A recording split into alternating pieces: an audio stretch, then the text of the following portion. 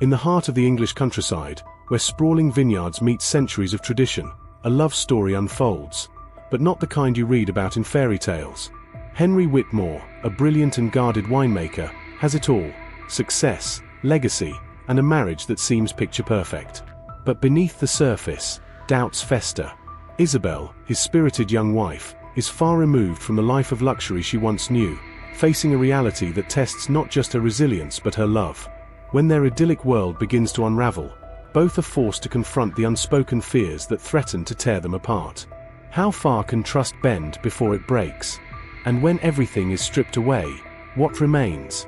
A tale of deception, redemption, and the fragile beauty of second chances.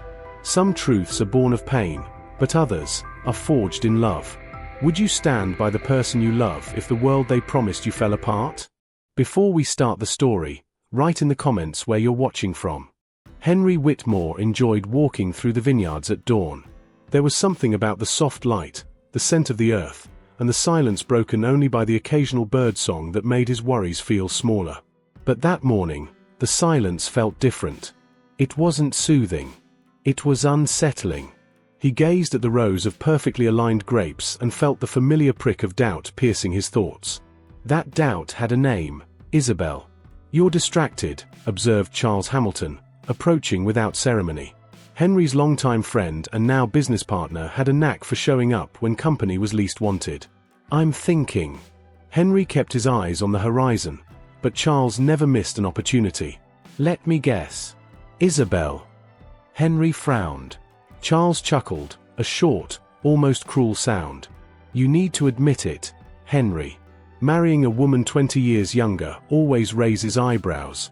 He paused, as if savoring the moment. "And when she was a socialite known for her love of French champagne and haute couture. Well, let's just say it gives people plenty to talk about." Henry turned, irritated. "She's changed. Isabel isn't that person anymore." But even as the words left his mouth, he wasn't entirely sure he believed them. Charles smiled, satisfied. "Maybe you should test that. After all, true love withstands anything, doesn't it?" The idea took root. Not immediately, but enough to linger. That night, Henry watched Isabel during dinner at home. She was beautiful, as always, with her hair pinned up casually and simple earrings that looked more expensive than they were. She laughed at something on her phone, pushing it aside with a graceful gesture as she took a sip of wine. He tried to see beyond the surface, to understand who she really was. Would she stand by him if everything fell apart? Or only until the last drop of vintage wine was gone? "Henry, are you all right?" Isabel asked, setting her phone down. There was genuine concern in her voice, but to him, it sounded rehearsed, like a well-executed play. He opened his mouth to answer but froze inside. He knew what he had to do. Not to satisfy Charles or the rumors, but to quell the doubts that consumed him. He needed to know. The next morning, Henry called Isabel for a talk. He found her in the sitting room, flipping through an architecture magazine while sipping tea. When he walked in, she looked up at him with curiosity. "You look tense. We need to talk." His words were heavy, and she immediately looked alert, placing her teacup aside. "What happened?" Henry took a deep breath. "We've lost everything. The vineyard, our investments. It was one disaster after another. We're ruined." Isabel blinked, as if the words didn't make sense. "What?" The incredulity in her voice was sharp. "That's not possible. You're joking, right?" "I wish I were joking." Henry held her gaze, searching for any reaction that might reveal the truth he feared. "We'll have to sell the vineyard. The house. Everything. We're moving to a flat in London. Small, but it'll do for now." The silence in the room was deafening. Isabel stared at him as though trying to decipher a foreign language. Then she laughed, a nervous, desperate sound. "This is insane. You're telling me everything's gone? We have nothing." Henry simply nodded. Her laughter faded. She stood, pacing the room, touching the furniture as though grounding herself to reality. "But what about the reserves? The assets? And how did this happen? Bad decisions. Unpredictable markets." He shrugged, feigning a resignation he didn't feel. "It doesn't matter anymore." Isabel stopped. She looked at him, confusion mixed with something deeper, something more dangerous, fear. "What now? What are we supposed to do?" "We survive." Henry's answer was firm but almost cold. He knew it sounded cruel, but it was part of the test. If she faltered now, he'd know. She said nothing. She only nodded slowly, as if convincing herself. All right, then, we'll survive." Her voice was steady, but there was a tremor beneath it, a hesitation he didn't miss. He wasn't sure if it was weakness or determination. "Not yet." As she sat back down, lost in thought, Henry left the room. He couldn't bear to stay another minute. Deep down, part of him hoped Isabel was the woman he believed she could be. Another part, the darker one, feared what he was about to uncover. And yet, the seed of doubt had already been planted. And like any good seed, he knew it only needed time to grow. The first thing Isabel noticed about the flat in East End was the smell, an unplaceable mixture of damp and old paint that clung stubbornly to the walls. The second thing was its size. She could stretch her arms in the living room and nearly touch both walls. The realization hit like a punch to the chest. This was their new home. Henry, ever composed, placed their 2 suitcases by the door. He scanned the room with an air of quiet resignation. "It's not much, but it's enough," he said, his tone neutral, almost mechanical. Isabel nodded, her face unreadable. She didn't trust herself to speak. The next morning, Isabel woke to the sound of a neighbor's baby crying through the thin walls. It grated on her nerves, but she swallowed her irritation and focused on the task at hand, breakfast. She stood in the kitchen, staring at the assortment of mismatched utensils Henry had purchased from a charity shop. Cooking wasn't something she'd ever done. Meals had always appeared before her, as though conjured by magic. She cracked an egg into a pan, the yolk breaking instantly. She frowned, adding another. A moment later, smoke billowed from the pan. The smell of burnt food filled the flat, and the fire alarm blared with merciless intensity. Isabel frantically waved a tea towel at the ceiling, trying to silence it. Henry appeared in the doorway, his sleeves rolled up and an expression of mild concern on his face. "What happened?" "I don't know how to do this." Isabel snapped, her voice trembling with frustration. "I've never had to cook or..." She gestured at the tiny kitchen. "Deal with this."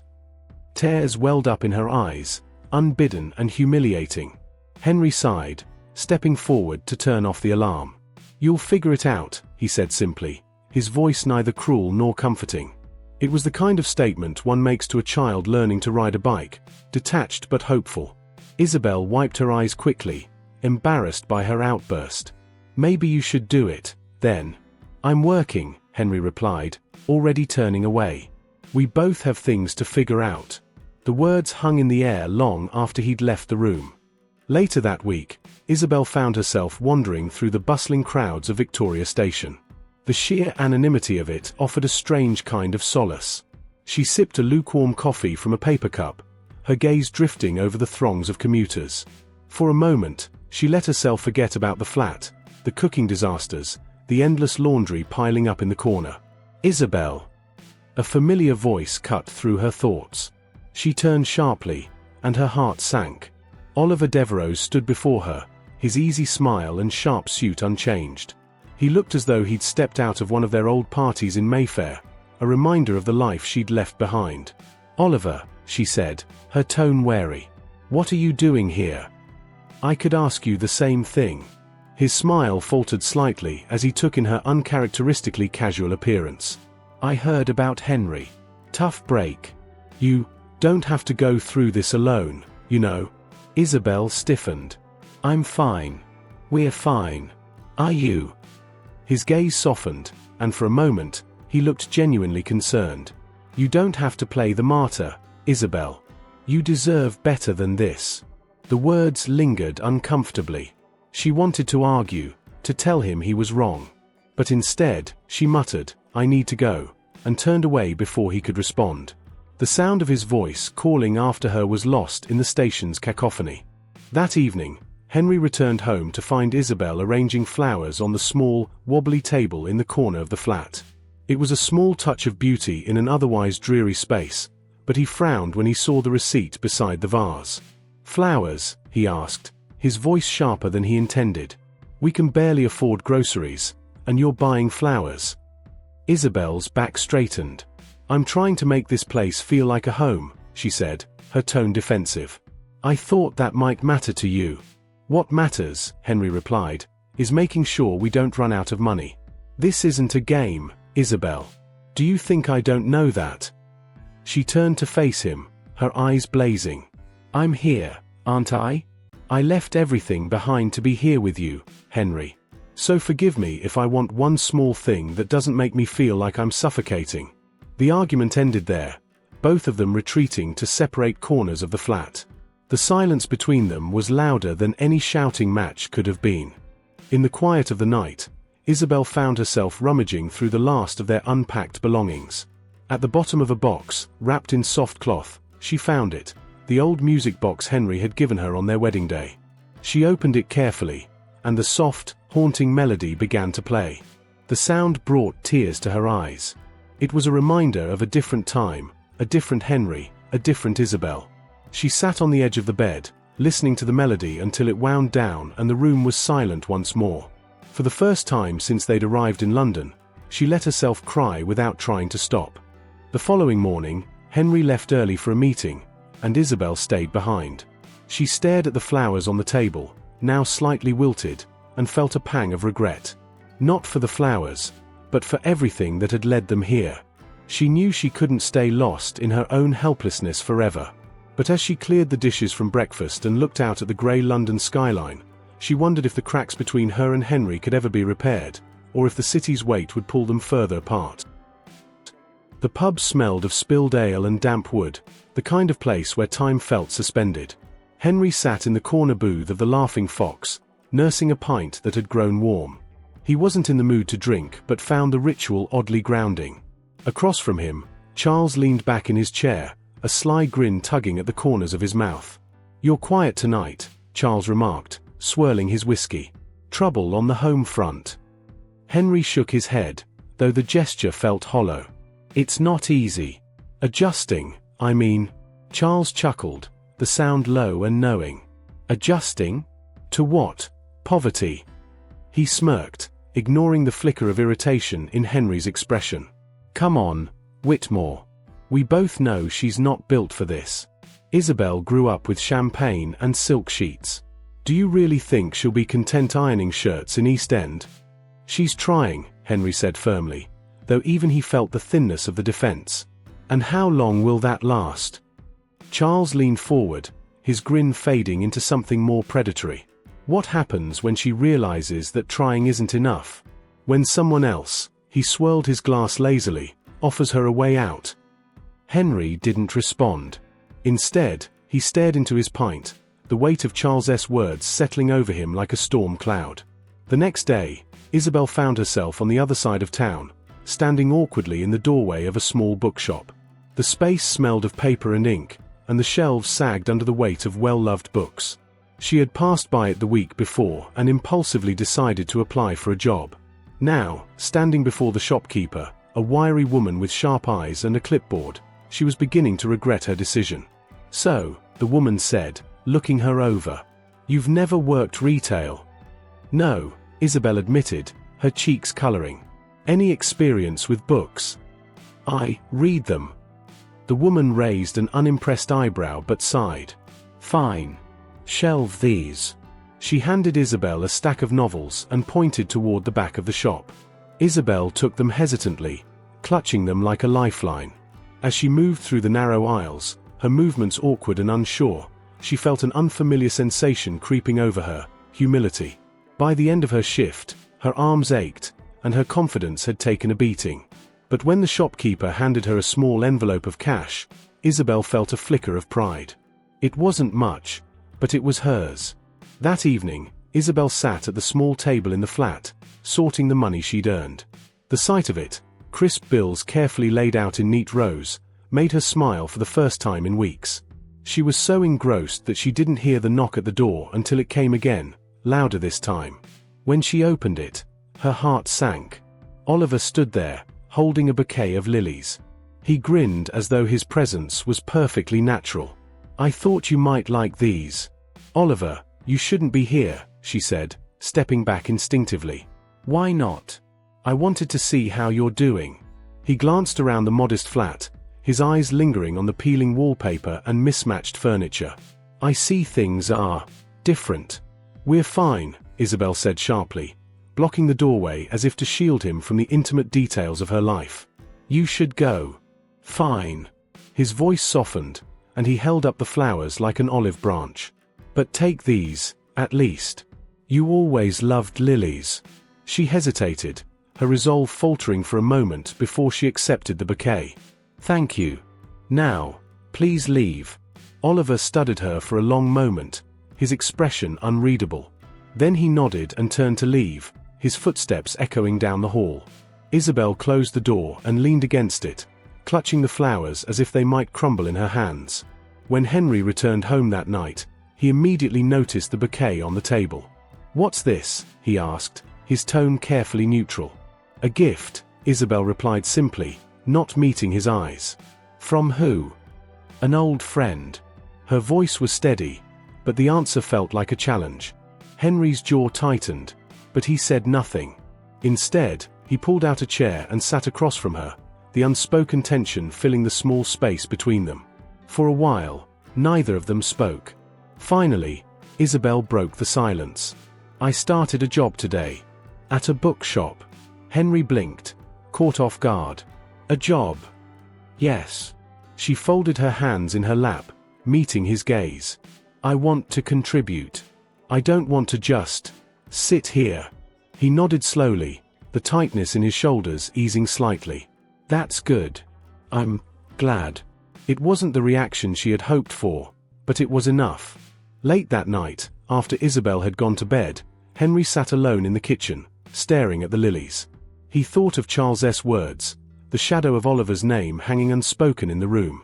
His mind raced with questions he couldn't bring himself to ask, and doubts he couldn't silence.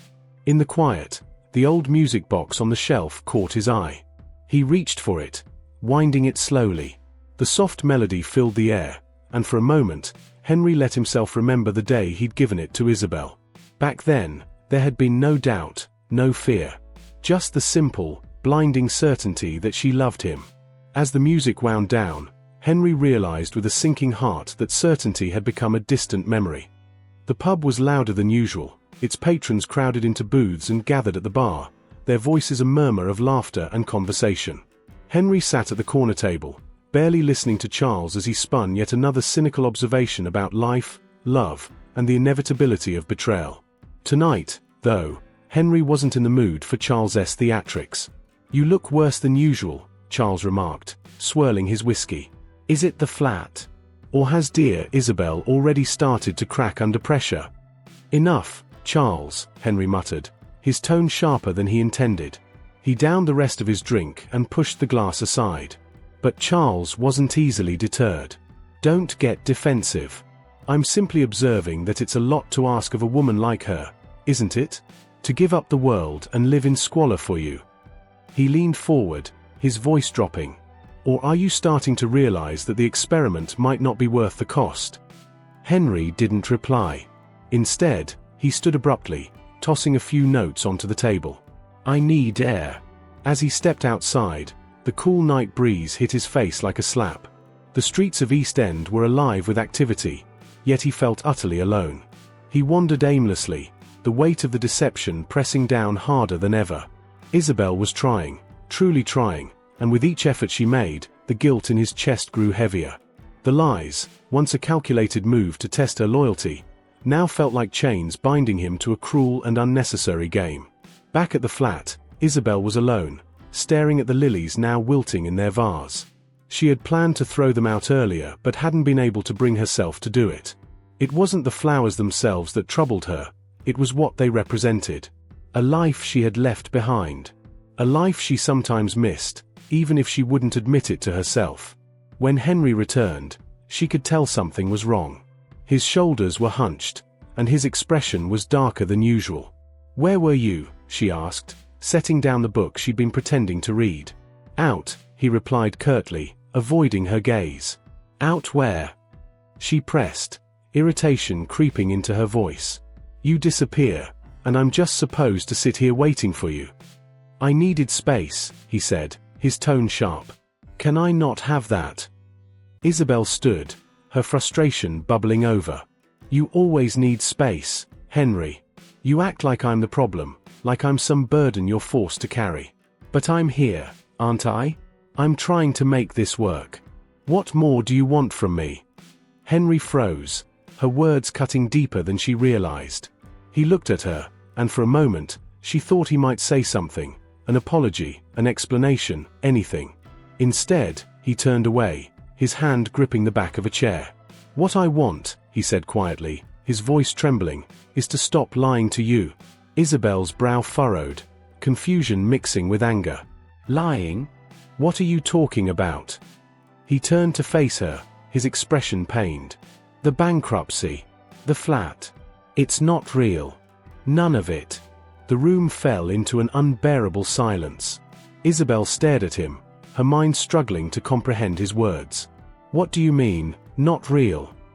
I made it up, Henry admitted, his voice cracking. The vineyard is fine. The business is fine. I did it to see if you, he trailed off, unable to finish. To see if I what? Isabel's voice rose, sharp and brittle. If I'd leave you? If I'd run back to my old life? Is that what this was about? Henry flinched, guilt written across his face. I needed to know if you loved me. For me. Not for what I could give you. Her laughter was bitter, cutting through the room like glass shattering. So, you destroyed everything, our home, my dignity, just to test me? Like I'm some object you can measure and weigh. It wasn't like that. Then what was it? She demanded, stepping closer, her voice trembling with anger and hurt. Do you have any idea what I've been through? How hard I've been trying? And all this time, it was a game to you. It wasn't a game, he said, his voice barely above a whisper. I was scared, Isabel. Scared that you didn't. Stop. She held up her hand, cutting him off. Don't. Just don't. She turned away, grabbing her coat from the hook by the door. I can't do this right now, she said, her voice cold and resolute. I need time. Isabel, please, Henry called after her, his voice desperate. Don't go. Let me explain. But she didn't look back. The door slammed shut behind her, leaving Henry standing alone in the suffocating silence of the flat. Isabel walked through the streets of London, the cold air biting at her skin. Her mind raced with a storm of emotions, anger, betrayal, heartbreak. She thought about the lies, the months she'd spent doubting herself, and the man she thought she knew. She thought about the life they'd shared and the woman she'd been before it all fell apart. Eventually, her feet carried her to a small park. She sank onto a bench, staring at the empty playground illuminated by flickering streetlights. For the first time in years, she felt utterly unmoored, unsure of who she was or where she belonged. But beneath the anger and pain, a quiet voice whispered a question she couldn't ignore. Could she ever forgive him? And even if she could, did she want to? The night stretched on, and Isabel remained on the bench, her thoughts a tangled web of love and betrayal. Somewhere in the distance, the faint chime of a church bell marked the passing hours, each one bringing her closer to a decision she wasn't yet ready to make. The flat was empty when Isabel returned the next morning, her coat damp from the persistent London drizzle. She half expected Henry to still be awake, waiting to plead his case, but the silence of the space made it clear he wasn't there. For a moment, she felt relief. She needed time to sort through the wreckage of the past few hours without the weight of his explanations or apologies clouding her thoughts. As she hung up her coat, her eyes fell on the small envelope sitting on the table. It hadn't been there when she left. She hesitated, then unfolded the note inside, recognizing Henry's neat handwriting immediately. I won't make excuses, Isabel. You deserve better than that. I'll be at the vineyard if you want to talk. If not, I'll understand.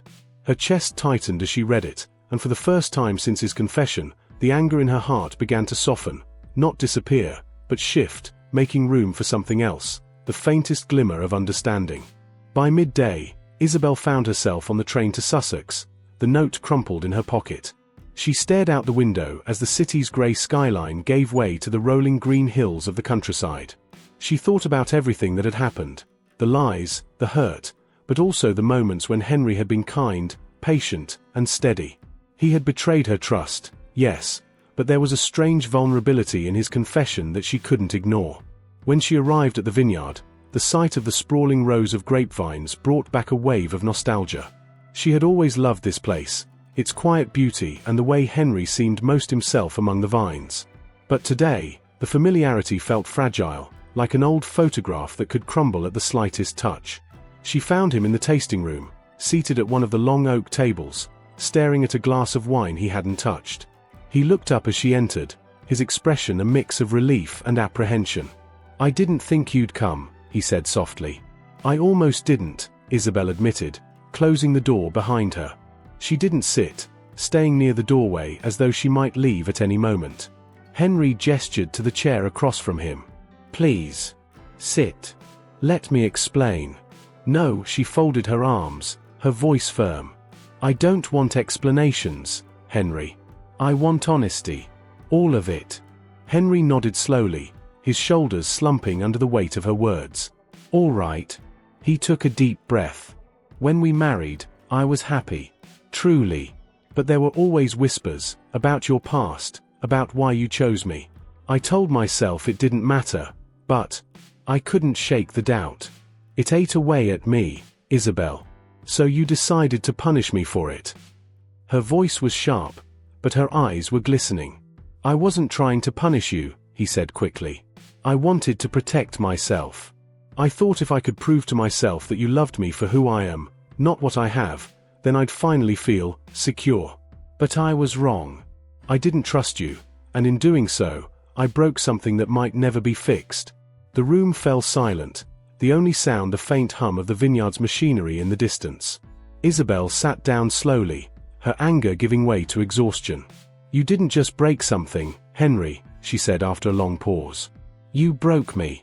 Do you know what it's been like, trying to prove myself to you? Trying to adapt to this life you created, only to find out it was all a lie."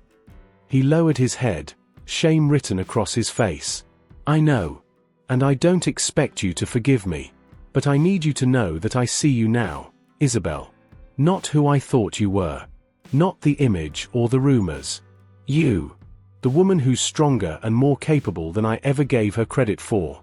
His words hit her like a blow, not because they were untrue, but because she had waited so long to hear them. That evening, Isabel walked through the vineyard alone, the sunset casting the hills in shades of gold and crimson. She thought about everything Henry had said, about the man he was and the man he wanted to be. For all his flaws, there was a sincerity in him now that she hadn't seen before. When she returned to the house, she found him in the kitchen, cooking, a task he clearly wasn't skilled at. The sight almost made her smile. "I was going to make us dinner," he said, looking sheepish. "You're terrible at it," she replied, her voice lighter than before. "True," he admitted with a faint smile. "But I'm trying." Isabel stepped closer, her expression softening. "So am I." They stood there for a moment, the tension between them easing, though not entirely gone. "I'm still angry," she said finally. "And I don't know when, or if, that will change." "I understand," Henry said quietly.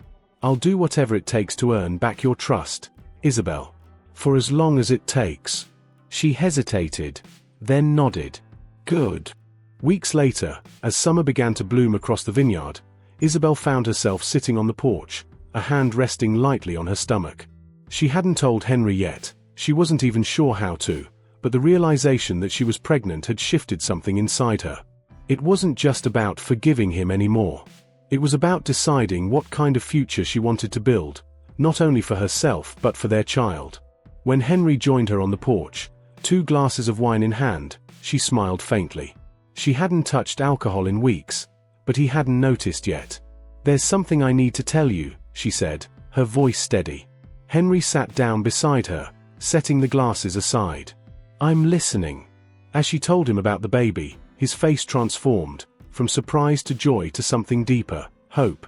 He took her hand in his grip firm but gentle. "We'll figure this out," he said, his voice full of quiet determination. For the first time in months, Isabel believed him. Together, they would rebuild, not the life they had, but something new. Something better. So, what did you think of the story? Was it worth it for Henry to risk his relationship to find out if she truly loved him? Let us know in the comments. And don't forget to subscribe for more stories to come.